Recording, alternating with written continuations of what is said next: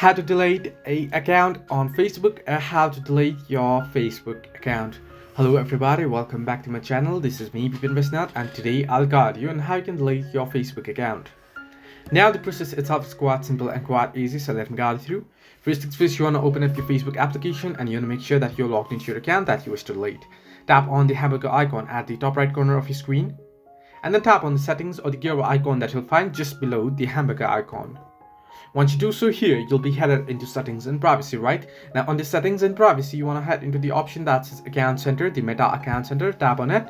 And once you tap on it there, you'll get into account center here. Now under account settings, you can see their option that says personal details.